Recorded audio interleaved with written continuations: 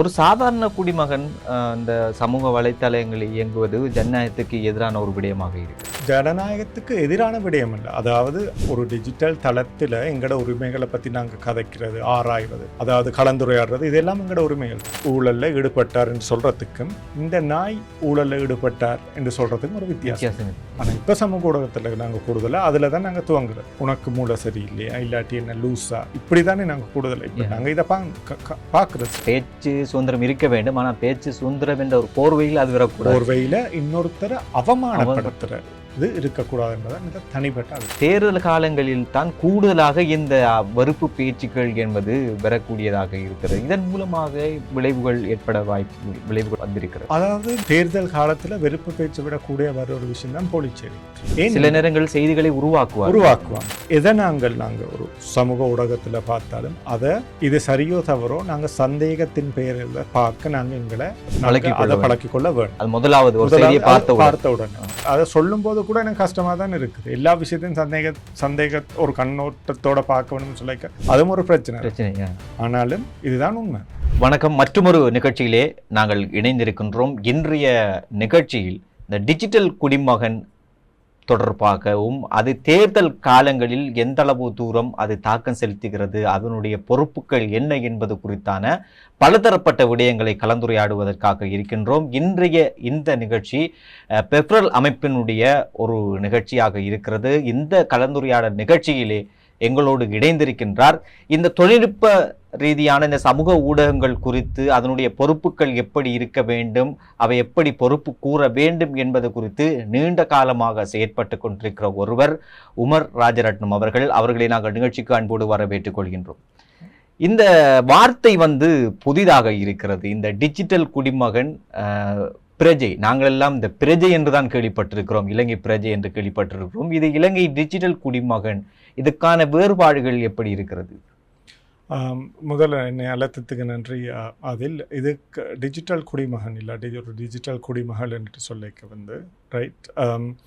இல்லை என்ன முக்கியமான அம்சம் என்றால் சமூக ஊடகங்களோ தொழில்நுட்பங்களை பாவனைக்கு உட்படுத்துகிற ஒவ்வொரு பிரஜையும் ஒரு குடிமகனோ குடிமகளோ டிஜிட்டல் பிரஜை இல்லாட்டி ஒரு டிஜிட்டல் குடிமகனோவோ ஒரு டிஜிட்டல் குடிமகளாக ஆகலாம்.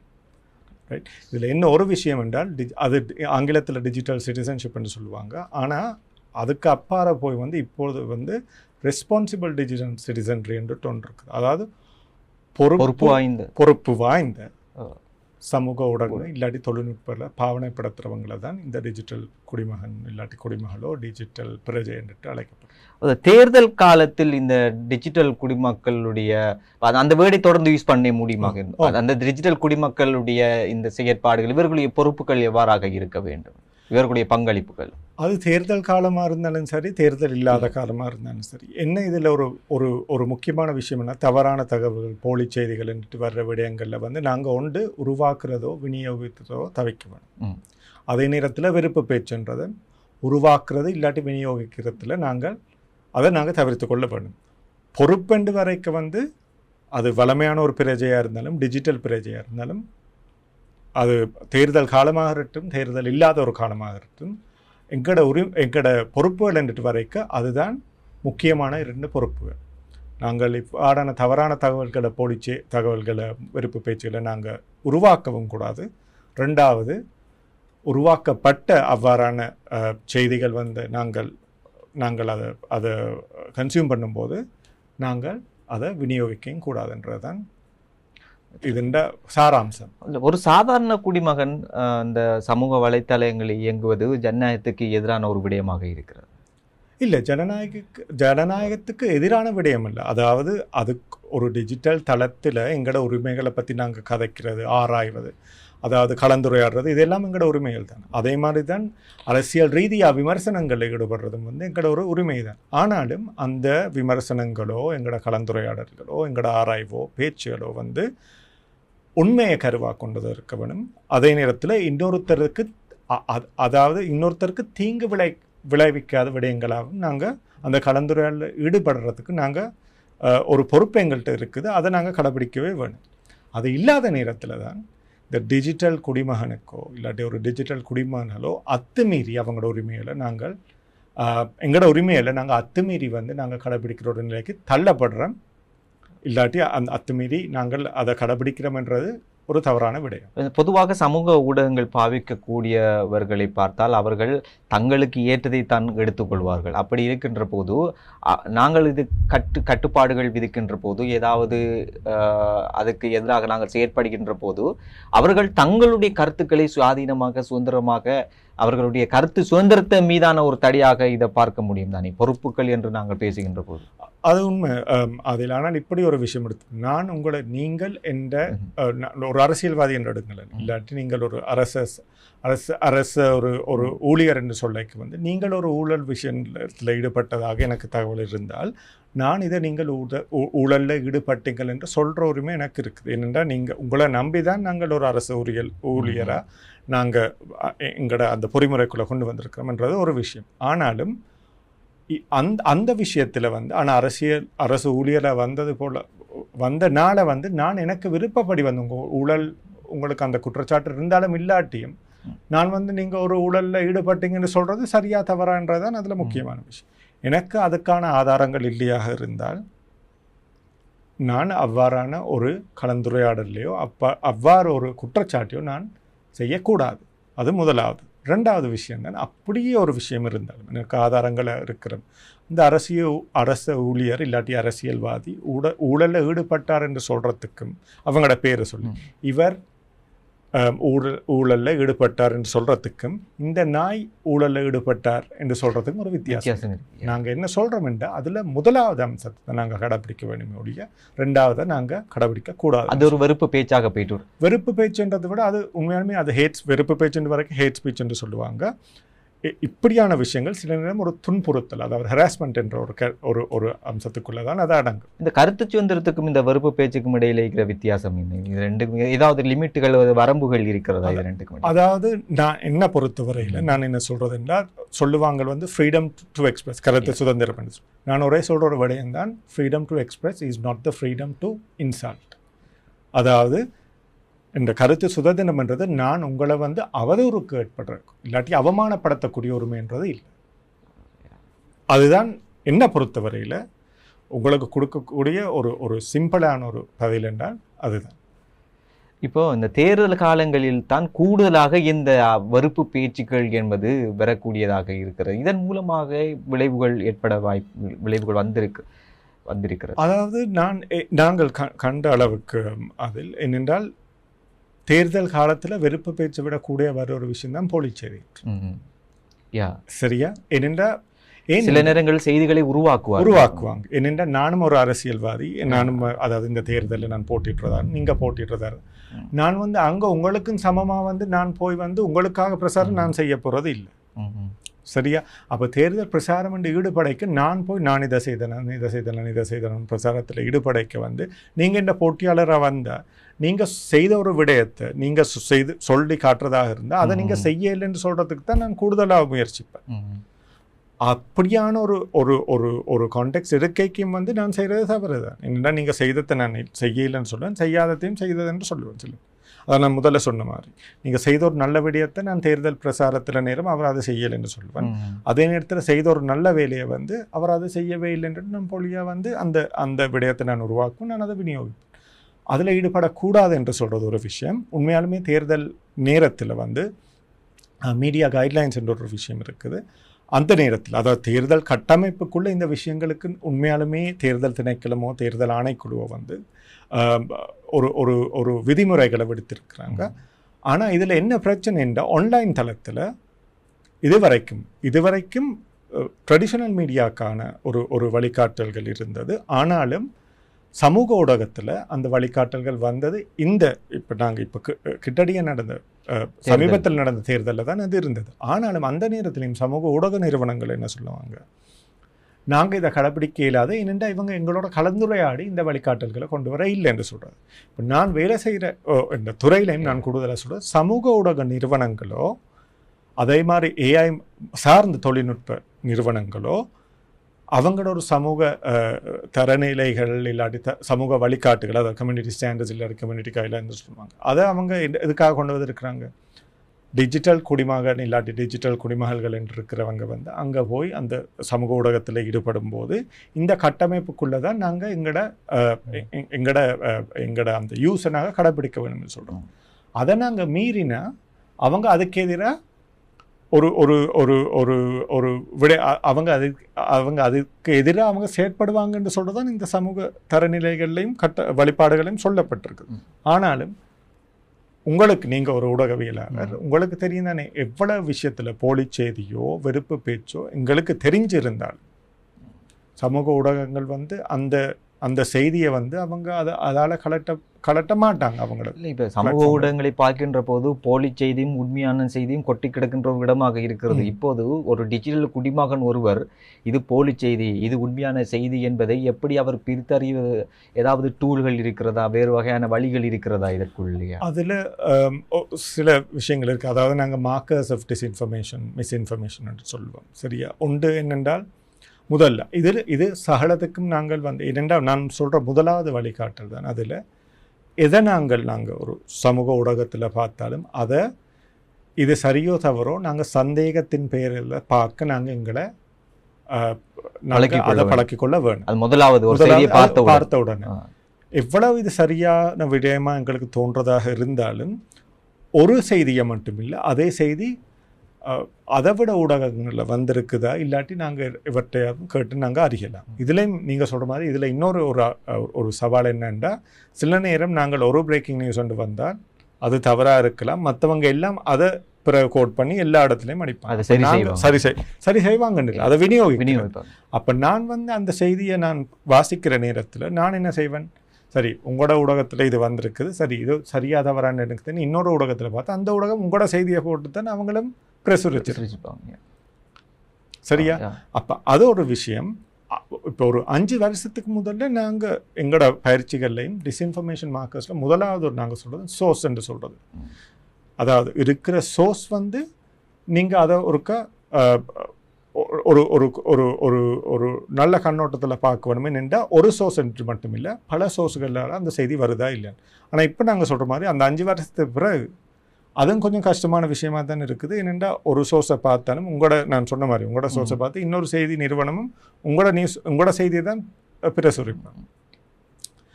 அதில் நான் இப்போ என்ன சொல்ல வரேன்னுண்டா, ஒரு டிஜிட்டல் குடிமகனாக வளமையான ஒரு குடிமகனாக இருந்தாலும் இப்போ இருக்கிற நிலைமையின்படி வந்து நாங்கள் ஒரு தவறான தகவலாக இது சரியான தகவலான்ற அதிரத்துக்கு கொஞ்சம் நேரம் எடுக்கும். கொஞ்சம் நேரம் எடுக்கிறது என்பதை விட அதை அவசரமாக நம்பக்கூடியவர்கள் அதிகம் இருக்கிறார்கள் இந்த சோசியல் மீடியாவில். அப்படியான ஒரு மைண்ட் செட்டில் இருப்பவர்கள் தான் இருக்கிறார். சோஷியல் மீடியாவில் மட்டுமென்றுட்டு இல்லை, அது உண்மையாலுமே இப்போ ட்ரெடிஷனல் மீடியாவிலும் அது வந்துச்சு.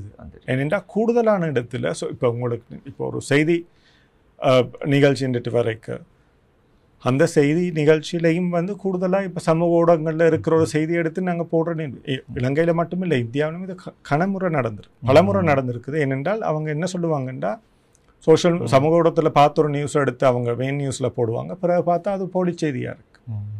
சரியா? ஆனால் இதில் நான் என்ன சொல்ல வரேன்னா, உங்களோட உணர்ச்சி ஊட்டும் வகையான செய்திகளை நான் வளமையாக வந்து நான் மக்களுக்கு சொல்கிறது வந்து அதை நீங்கள் நம்புறதை கொஞ்சம் தவிர்த்து கொள்ள வேணும். இந்த எல்லாத்துலேயும் வந்து அந்த உங்களுக்கான நீங்கள் முதல்ல சொன்னீங்க, நாங்கள் ஒரு பிரஜைன்ற இல்லை மனிதர் என்ற எடுக்கைக்கு நாங்கள் ஒரு பக்கசார்பற்ற ஆக்களாக தான் இருப்போம். எங்களோட மதம், எங்களோட இனம், நாங்கள் சாப்பிட அங்கே கொடுத்துருவோம், எல்லாமே ஒரு பக்கசார்பற்ற முறையில் தான் நாங்கள் நடந்துக்கிறோம், என்னதான் தான் இருந்தாங்க. ரைட்? அப்போ அதை சார்ந்து அவங்க அதைத்தான் உங்களுக்கு ஒரு ஊக்குவிப்பாக பார்க்கணும். உங்களோட இந்த செய்திகள்லையும் வந்து இந்த மத சார்பற்ற ஒருத்தருக்கு இப்படி நடந்திருக்கு, இந்த இனத்தை சேர்ந்தவருக்கு நடந்திருக்கு, இப்படி உடை அணிந்து வந்த ஒருத்தர் தான் ஒரு குண்டுதாரியாக இருப்பார். சரியா? செய்திக்கு உண்மையாலுமே அந்த செய்திக்கு அது நான் உடுத்து வந்து குண்டுதாரியாக இருக்கிறது, நான் என்ன உடுத்து நின்ற உடலில் நான் என்ன உடுத்திருந்தேன்ன்றது உண்மையாலுமே சம்மந்தம் இல்லாத ஒரு விஷயம். ஆனாலும் அதை சார்ந்து தான் அவங்க செய்திகளை பிரசுரிக்க பார்ப்பாங்க. அவ்வாறான விடயங்களில் நாங்கள் என்ன பயிற்சியில் சொல்கிறது என்றால், நாங்கள் கொஞ்சம் கவனமாக இருக்க வேண்டும் என்று அதில் சொல்லுவாங்க கிரிட்டிக்கல் கன்சம்ஷன் அப்படின்ட்டு. அதாவது ஒரு செய்தியை கண்டாலும் வந்து நாங்கள் எல்லாத்தையும் நம்பக்கூடிய ஒரு நிலைமையில் உண்மையான இது ஒரு துரதிர்ஷ்டவசமான நிலை தான். ஆனால் இப்பொழுது உலகம் இருக்கிற ஒரு நிலையில் செய்திகளை கண்ட உடனே அதை உடனடியாக நிபந்தனையற்ற முறையில் அதை நம்ப வேணாம் என்று சொல்லுதான் இந்த முதலாவது முதலாவதே சந்தேக கண்ணோடு பார்க்க வேண்டும், அதன் பிறகு அதை ஆராய்ந்து அதை பகிர வேண்டுமா இல்லையா என்பது முடிவெடுக்க வேண்டும். அப்போ அது உணர்ச்சி பூர்வமாக நான் சொல்றது உண்டு. மற்றதான் நான் சொன்ன மாதிரி வந்து எங்களோட மதம் இனம் அதை சார்பற்ற வந்து அதை சார்பா வச்சு கூடுதலான செய்திகள் அடையாளங்களை முன்னிறுத்தி வரும்.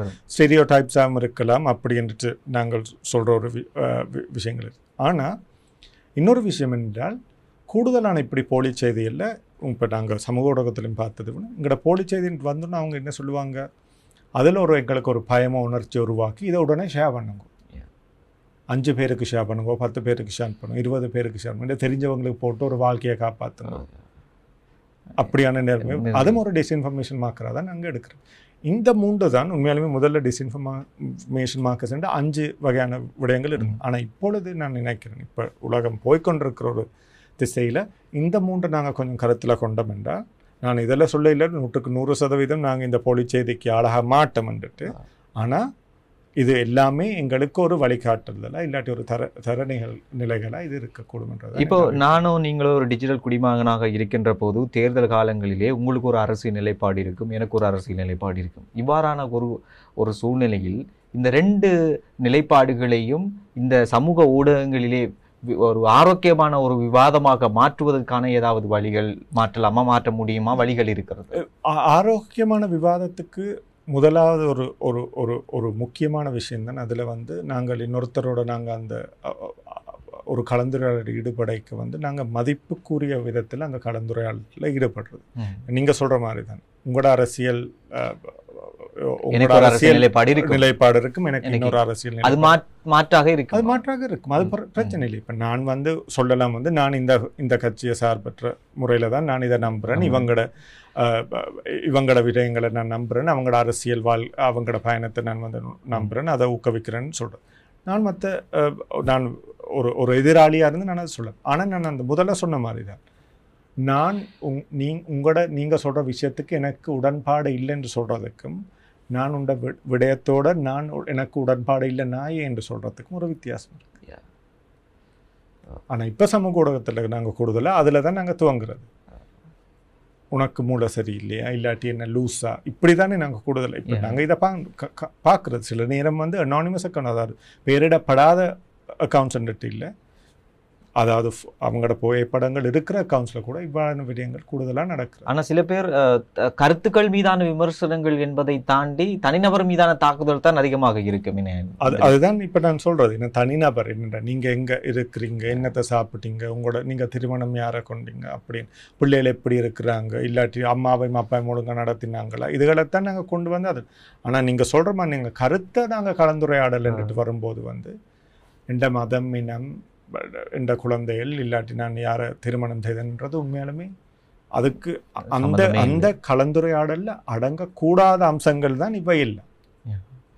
இப்படியான சூழ்நிலையிலே ஒரு வாக்கு போட வருகின்ற ஒரு முதல் இளம் தலைமுறை ஒருவர் வைத்துக்கொள்ளும், அவர் தான் முதன்முறையாக வாக்கு போட வருகிறார். இந்த டிஜிட்டல் சூழலில் அவருக்கு என்ன வகையான ஆலோசனைகளை சொல்லக்கூடியதாக இருக்கும்? அதாவது நான் முதல்ல சொன்ன மாதிரி இதில் ஒரு மேஜிக் ரெசிபி என்று சொல்கிறது உண்மையாலுமே இதில் இல்லை. நான் என்ன சொல்கிறேன், வர்ற கருத்துக்களோ செய்திகளோ நீங்கள் கவனத்தில் கொள்ள வேணும். அதாவது சந்தேகத்தின் பேர் அதை சொல்லும்போது கூட எனக்கு கஷ்டமாக தான் இருக்குது. எல்லா விஷயத்தையும் சந்தேக ஒரு கண்ணோட்டத்தோட பார்க்க வேணும்னு சொல்லிக்க அதுவும் ஒரு பிரச்சனை. ஆனாலும் இதுதான் உண்மை, ரைட்? ஆனால் அதை விட என்னென்றால் நான் கூடுதலாக சொல்கிறது, இப்போ எங்கள்கிட்ட அந்த பழக்கம் இருக்குது, தேர்தல் அண்டு தான் நாங்கள் யாருக்கு தேர்தலை வாக்களிக்க போகிறோம்ன்றது, இல்லாட்டி வீட்டில் யாரையாவது கேட்டு நீங்களும் போகிறீங்களா, நான் வாரேன், வாக்கு நிலையத்துக்கு நானும் வாரேன் அப்படின்னு சொல்லி அப்போ போடுற நேரத்தில் அந்த நடக்கிற நேரத்தில் கதைப்போம், இவங்களுக்கு போடுவோம்னுட்டு நாங்களும் அப்படின்னு. அதாவது அதில் பியர் ப்ரெஷர்னு சொல்லுவாங்க. சுற்றி வர இருக்கிற ஆட்கள் யாருக்கு வாக்களிக்கிறாங்களோ அவங்களுக்கு தான் நாங்களும் வாக்களிப்போம். எனக்கு அதில் ஒரு அபிப்பிராயம் இல்லை, ரைட்? ஆனால் தேர்தலுக்கு முதல்லையும் அது எங்களோட ஒரு கடமை.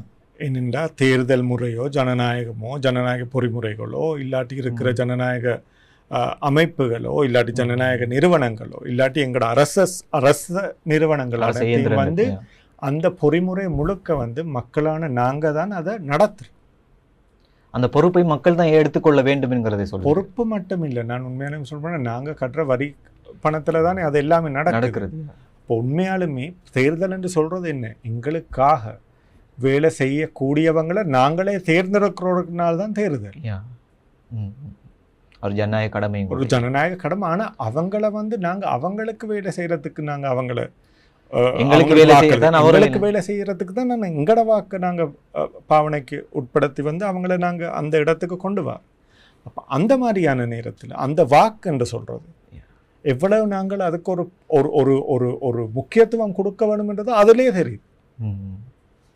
இப்போ ஒருவர் தெரிந்தோ தெரியாமலோ இந்த போலி செய்திக்குள் அகப்பட்டு விட்டார் என்று வைத்துக் கொள்வோம். அவருக்கு எதிரான சட்ட ரீதியான நடவடிக்கைகள், அவர் அதை எந்த வகையான விளைவுகளை அவர் சந்திப்பார்? அவர் இப்படி அதில் 2 விஷயம் இருக்கு. அதில் போலி செய்திக்குள்ள நீங்கள் சொல்கிற மாதிரி அவங்க அதில் ஈடுபடுறதும் இருக்குது. ஆனால் போலி செய்திக்கு ஆளாகிறதுன்றது இருக்குது. போலி செய்தி ஆளாகிற ஒருத்தர் என்றால் நான் உண்மையாலுமே அந்த போலி செய்திக்கு நான் ஆளாகி விட்டேன் என்றால் அதில் 2 விஷயம். நான் முதல்ல சொன்ன மாதிரி தான். ஒன்று, உருவாக்கினது நானா இல்லாக இருந்தால் எனக்கு இந்த செய்தி வந்து இந்த செய்தி உண்மையான செய்தியாக போலி செய்தி எனக்கு தெரியாமல் விட்டால் நான் விநியோகித்துறது அதோட நிப்பாட்டிடல. சில நேரம் எங்களோட ஒரு பழக்கம் இருக்குது, செய்தியை பார்த்தாலும் வந்து அதை ஷேர் பண்ணி இது உண்மையா இல்லையான்னு கேட்போம். புரியுதா? அப்போ அதை ஷேர் பண்ணவங்க என்ன பார்ப்பாங்க, அட அதில் இதை அனுப்பியிருக்கிறாரு, அப்போ அவர் ஊடகத்துறையில் இருக்கிறபடியே அவருக்கு. அப்போ இன்னொருத்தருக்கு ஒரு 2-3 பேருக்கு அது ஷேர் ஆன உடனே வந்து முதல்ல இது உண்மையா பொய்யான்றதே அவங்க மறந்துடுவாங்க. ரைட்? அப்போ அது முதலாவது. அது நாங்கள் போலி செய்திக்கு நாங்கள் ஆளான, அதாவது நாங்கள் அதுக்கு எக்ஸ்போஸ் ஆன என்று சொல்கிறோம். ஆனால் உருவாக்குறவங்களுக்கு, அந்த போலி செய்தி உருவாக்குவாங்கன்னு சொல்கிறவங்களுக்கு, அதாவது இப்போ தனிநபர் வந்து எனக்கு ஒரு தனிநபரோடு இருக்கிற கோவத்துக்கு நான் அதை உருவாக்கலாம். சில நேரம் நாங்கள் சொல்கிற ஒரு விஷயம் தான் இந்த பாட் ஃபார்ம்ஸ் என்று சொல்கிறோம். ரைட்? டிஸ்இன்ஃபர்மேஷன் குரூப்ஸ் இல்லாட்டி டிஸ்இன்ஃபர்மேஷன் ஆர்மிஸ் என்று சொல்லுவாங்க. ரைட்? ஒரு ஒரு ஒரு ஒரு படையினர் மாதிரி இல்லாட்டி ஒரு படை மாதிரி அது நடக்கும். ஒரு போலி செய்தி படையாகவே அவங்க நடத்தக்கூடிய சாத்தியமும் திறனும் இருக்கிறாங்க. ரைட்? அவ்வாறான ரீதியில் வந்து நான் அந்த முதல்ல சொல்கிறேன், சமூக ஊடகங்களுக்கும் அவங்களோட சமூக தரநிலைகள்லையும் சமூக வழிகாட்டிகள்லையும் வந்து இவ்வாறான விடயங்கள் அவங்க நடத்த விட மாட்டாங்கன்ற ஒரு ஒரு ஒரு ஒரு உத்தரவாதத்தை அவங்க எங்களுக்கு கொடுத்துட்டு தான் நாங்கள் கம்யூனிட்டி ஸ்டாண்டர்ட் இல்லாட்டி கம்யூனிட்டி கைட்லைன்ஸுக்கு நாங்கள் சைன் அப் பண்ணும்போது அதை செய்கிறோம். ஆனால் அவங்களோட கடமைகளை அவங்க கடைபிடிக்கிறதே இல்லை. இதால் தான் நான் முதல்ல உங்களுக்கு சொல்ல முடியும், நான் வேலை செய்கிற தொழில் கூடுதலாக நான் என்ன சொல்கிறேன், இவ்வாறான சமூக ஊடகங்களும் இவ்வாறான ஏஐ தொழில்நுட்ப அமைப்புகளிலும் பொறுப்பு கூடுதல் என்ற எல்லைக்குள்ளே நாங்கள் தள்ள வேணும் என்று சொல்கிறோம். என்னென்னா பேச்சு சுதந்திரம் என்ற ஒரு மாயைக்குள்ளே இல்லாட்டி ஒரு போர்வைக்குள்ளே, மாயன்று இல்லை அது உண்மையான விஷயமா, அப்போ போர்வைக்குள்ளே கொண்டு வந்து அவங்களுக்கு வேண்டிய மாதிரி அவங்க காய்களை நகர்த்தி லாபம் பெறும் ஒரு அமைப்புகள் தான் சமூக ஊடக அமைப்புகளும் தொழில்நுட்ப அமைப்புகளும் இருந்து கொண்டிருக்கிறாங்க. பேச்சு சுதந்திரம் ஒரு போர்வையை மட்டும் போத்து கொண்டிருக்கிறாங்க. அவங்க அதான் சொல்லுவேன். இப்போ கூடுதல் இப்போ ஒரு விஷயம் நடந்தது, இப்போ ஆஸ்திரேலியாவில் இது தேர்தல் என்றிட்டு இல்லை, இது தேர்தலுக்கும் நடக்கலாம். 16 வயதுக்கு தடை விதித்திருந்தாங்க அவங்களுக்கு, சமூக ஊடகங்களுக்கு இப்போ பிரவேசிக்க இயலாதுன்னு சொல்லி. ஆனால் அதே நேரத்தில் சில சமூக ஊடகங்களில் வேலை செய்கிறவங்க சொல்லுவாங்க என்னென்னா, அந்த ஊழியர்கள் சொல்லுவாங்க என்னென்னா, இதால் அதாவது மாற்றுத்திறனாளிகளுக்கும் சமூக ஊடகங்களை இப்போ அங்கே பாவனைப்படுத்த இயலாதுன்னு சொன்னேன். சரி, ஆனாலும் மற்ற நாடுகளில் மாற்றுத்திறனாளிகளுக்காக நாங்கள் வளமையாக மாற்றுத்திறனாளி என்று சொல்கிறது வந்து நாங்கள் அது மதிப்புக்குரிய மாதிரி அதை சொல்கிறது. ஆனால் அதையே அவதூறுக்கு ஏற்படுத்தி அவமானத்துக்கு ஏற்படுத்தி எத்தனை பேரை நாங்கள் சமூக ஊடகங்களில் நாங்கள் அவங்க அவமானப்படுத்துறது. அதை குறித்து சமூக ஊடக நிறுவனங்கள் என்ன செய்திருக்கு? ஒரு இடத்துல ஒரு மாற்றுத்திறனாளிக்கு நாங்கள் பாவனைப்படுத்தக்கூடிய அவதூறான வார்த்தைகளை சமூக ஊடக நிறுவனங்கள் அவங்களோட பிளாட்ஃபார்ம்ல இருந்து கலட்டி இருக்கு. தான் சொல்கிறேன். என்னண்டா இந்த பேச்சு சுதந்திரம் என்ற போர்வைக்குள்ள வந்து டிஜிட்டல் உரிமைகள் குறித்து வேலையில் ஈடுபடுறவங்களையும் சமூக ஊடக நிறுவனங்கள் அவங்களோடையும் கலந்துரையாடி, இதில் இன்னொரு விஷயம் என்றால் அவங்களுக்கு பொறுப்பு கூறுதல் என்றது இருக்கக்கூடாது என்ற ஒரு நிலைமையில தான் சமூக ஊடக நிறுவனங்களும் தொழில்நுட்ப நிறுவனங்களும் அவங்களோட நிலைப்பாடே அதுதான். இப்போ இந்த ஆஸ்திரேலியா போன்ற நாடுகளில் தடை விதித்திருக்கிறார்கள். எமது நாட்டில் அப்படி தடை விதிக்கப்படவில்லை. அப்படி வரணும் என்ற ஒரு இது ஒன்று இருக்கிறது, அப்படி தேவை ஒன்று இருக்கிறது நம்ம நாட்டில். அப்படி நான் என்ன சொல்றேன்னா, தேவை என்று சொல்றது உண்மையாலுமே அரசாங்கம் ஒரு அரசு தீர்மானிக்க கூடாது. அவங்களோட பிரஜைகள் எவ்வாறான செய்திகள் அவங்களுக்கு போய் சேர வேணும், இந்த மாதிரியான செய்திகள்ல இருந்து அவங்கள நாங்கள் காப்பாற்ற வேணும் என்ற ஒரு அதுவும் ஒரு போர்வை தான். காப்பாற்ற வேணும் என்ற போர்வைக்குள்ள போய் பேச்சு சுதந்திரத்தை அவங்க மட்டுப்படுத்த அது இருக்கக்கூடாது. ஆனாலும் அரசாங்கத்துக்கு ஒரு திறன் இருக்க வேணும். சமூக ஊடகங்கள் அவ்வாறான நடவடிக்கைகளை அவங்களோட இறமை இருக்கிற நாடுகளுக்குள்ள அவங்க சமூக ஊடகங்கள் அந்த வேலையில் ஈடுபடக்கூடாது என்ற ஒரு நிலைப்பாடு அரசு கொண்டிருக்க வேண்டும். அதாவது அந்த நிலைப்பாடு கொண்டிருக்கிற நேரத்தில், அதாவது அது அத்துமீறி அந்த சமூக ஊடகங்கள் அந்த நிலைப்பாடுகளில் இல்லாட்டி செயல்களில் ஈடுபடுறதா இருந்தால் அரசுக்கு அந்த சமூக ஊடகங்களுக்கு எதிராகவோ இல்லாட்டி தொழில்நுட்ப நிறுவனங்களுக்கு எதிராகவோ சட்ட ரீதியான நடவடிக்கை கூடிய ஒரு பொறிமுறை இருக்க வேண்டும் என்றுதான் தனிப்பட்ட முறையில் நான். ஆனால் அந்த பொறிமுறை எமது நாட்டில் இருக்கிறதா? சமூக ஊடகங்கள் இப்போ ஆன்லைன் சேஃப்டி ஆக்ட் என்று சொல்றது அது ஒரு பொறிமுறை தான். ஆனால் அது இறுக்கமாக கடைபிடிப்பதாக தெரியவில்லை. ஆனால் இதில் ஒரு விஷயம் நாங்கள் அரசாங்கத்துக்கு சொல்ல வேணும்னா, அரசாங்கத்தால் ஆன்லைன் சேஃப்டி ஆக்டை பாவனைப்படுத்தி யாருக்கும் ஒரு நடவடிக்கை இதுவரைக்கும் எடுத்தது இல்லை. இதுவரைக்கும் எடுத்ததில்லை. ஆனால் எனக்கு அது அவதூறு ஏற்படுறது, நான் உங்களுக்கு எதிராக சட்ட ரீதியான நடவடிக்கை எடுக்கலாம். அதுக்கு அரசாங்கம் சம்மந்தப்பட வேண்டிய அவசியம் இல்லை. ஆன்லைன் சேஃப்டி ஆக்ட் என்ற பொறிமுறைக்குள்ள அந்த சட்டமூலத்துக்குள்ளே என்ன இருக்குதுன்னா, ஒரு ஆன்லைன் சேஃப்டி ஆணைக்குள்ள, அதாவது ஆன்லைன் சேஃப்டி கமிஷன் உண்டு, அவங்க நிலைநாட்டு இருந்தவங்க. ஆனால் இதுவரைக்கும் அதை செய்ய இல்லை. ஏனென்றால் அதாவது கரிசனைகளோ விமர்சனங்களோ இருந்தது இந்த ஆன்லைன் சேஃப்டி ஆக்ட் இந்த சில பாகங்களில் உண்மையாலுமே பேச்சு சுதந்திரம் மட்டுப்படுத்தப்படக்கூடும் என்று சொல்கிறோம். ஆனாலும் அரசாங்கம் அது இதில் சம்மந்தப்படாமலும் இல்லாட்டி தலையிடாமலும் உங்களுக்கு எதிராக ஆன்லைன் சேஃப்டி ஆக்ட் இருக்கிற ப்ரொவிஷன்ஸை நான் பாவனைப்படுத்தி உங்களுக்கு எதிராக எனக்கு ஒரு அவதூறு ஒன்று ஏற்படுது என்று நான் நினைக்கிறதா இருந்தால் நான் உங்களுக்கு எதிராக சட்ட நடவடிக்கை எடுக்கலாம். இப்போது இந்த ஒரு பொறுப்புள்ள ஒரு டிஜிட்டல் குடிமகன், இந்த ஒரு குடிமகனை உருவாக்குவதற்காக வேண்டி பாடசாலைகளிலோ பல்கலைக்கழகங்களிலோ எவ்வாறான செயற்திட்டங்களை செயற்படுத்த முடியும்? அதாவது விழிப்புணர்வுன்றதான் முதலாவது, ரெண்டாவது, மூன்றாவது அம்சம். விழிப்புணர்வில் தான் இது எல்லாமே இருக்குது. அதாவது நாங்கள் சிவிக் எஜுகேஷன் சொல்லுவோம். பிரைமரி ஸ்கூல், செகண்டரி ஸ்கூலில் அதுகள் நடத்தும்.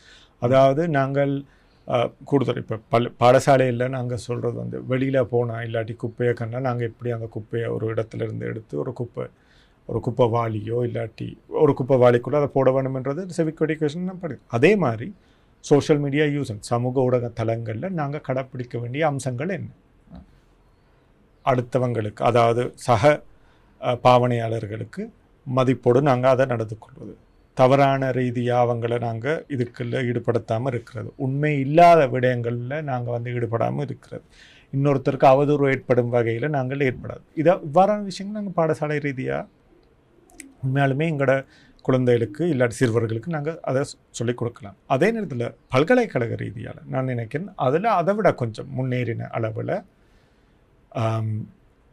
பாவனையாளர்களுக்கு அதாவது சேஃப்டி என்று சொல்லுவாங்க, சேஃப்டி மேக்சிமைசேஷன், அவங்களோட பாதுகாப்பு நாங்கள் அதிகரிக்கிற அளவில் எவ்வாறான கடைப்பிடிப்பு அவங்களுக்கு செய்யலாம்ன்றதை சொல்லிக் கொடுக்குறதும், அதே நேரத்தில் சமூக ஊடகங்களோ தொழில்நுட்ப நிறுவனங்களோ லாபத்தை முன்னிலையில் வச்சு தான் அவங்க எல்லாம் செய்வாங்கன்றதை அறிகிறதும், சில நேரம் அந்த நேரத்தில் அந்த லாபத்துக்காக இந்த பேச்சு சுதந்திரம் என்ற போர்வைக்குள்ளே அவங்க எங்களை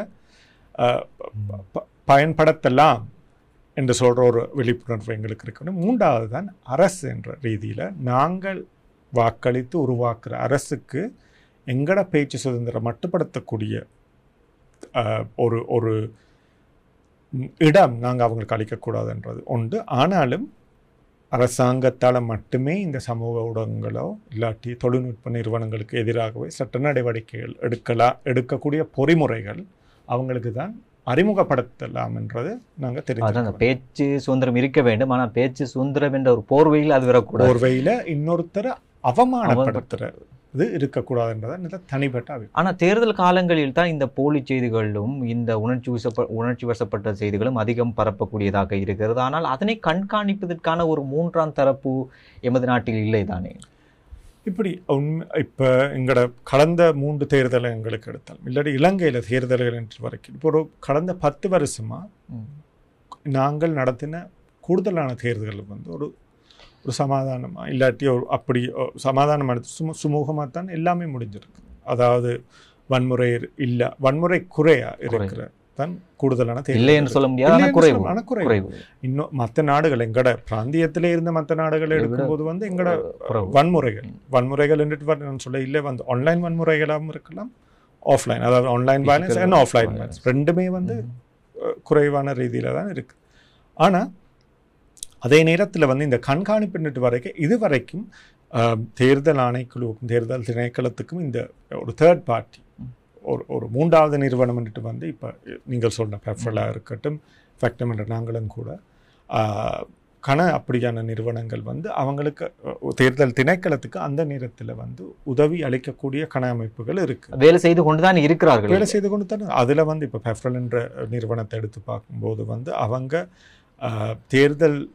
தேர்தல் காலத்தில் இருக்கிற அத்துமீறல்கள் அனைத்தையும் வந்து அவங்க ட்ராக் பண்ணி கொண்டு தான் இருப்பாங்க.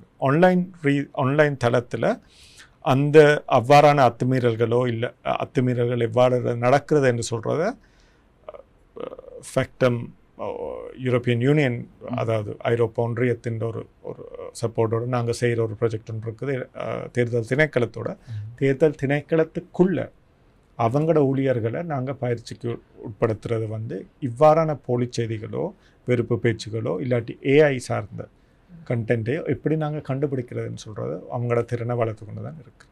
ஆனால் இப்படி நீங்கள் வேலை செய்து கொண்டிருக்கின்ற நேரத்தில் முன்பை விட இப்போது இது குறைந்திருக்கிறதா அல்லது இன்னும் கூடும் அளவுக்கு தெரிகிறதா? இது முன்பை விட போலி செய்தின்றது குறையே இல்லை.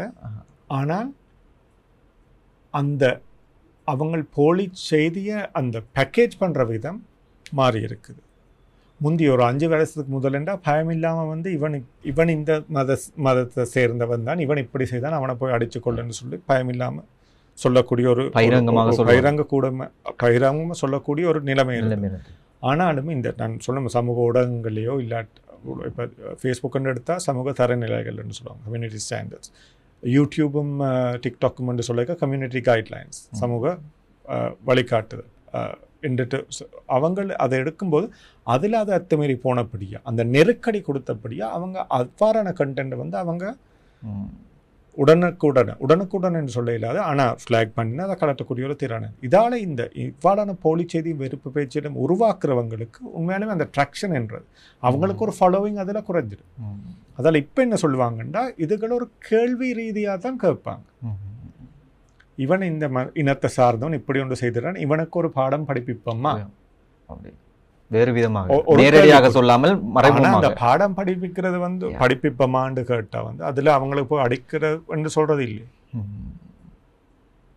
அப்ப அவங்க அப்படிதான் வேணும் என்று சொன்னாலும் இப்ப அவங்க திரும்ப சொல்லலாம் வந்து நாங்க அந்த வன்முறைக்கு அதை அவர வன்முறைக்கு நாங்க ஈடுபடுத்த இல்லை, வன்முறைக்கு உள்ளாக்கல, ஈடுபடுத்த இல்லை, வன்முறைக்கு உள்ளாக்க இல்லை. பாடம் படிப்பிப்பமான்னு சொன்னால் அவங்களுக்கு போய் இதை விளக்குறது தான் எங்களோட படிப்புன்னு சொல்லலாம் அப்படின்னு நிற்கிறேன். நன்றி. எங்களோடு இன்றைய கலந்துரையாடலிலே ஒரு பொறுப்புள்ள ஒரு டிஜிட்டல் குடிமகன் பொறுப்பாக எப்படி சமூக ஊடகங்களையும் வெளியில் பயன்படுத்த வேண்டும் என்பது குறித்தான பலதரப்பட்ட விடயங்களை பேசியதற்கு மீண்டும் மற்றொரு நிகழ்ச்சியில் உங்களை சந்திப்போம்.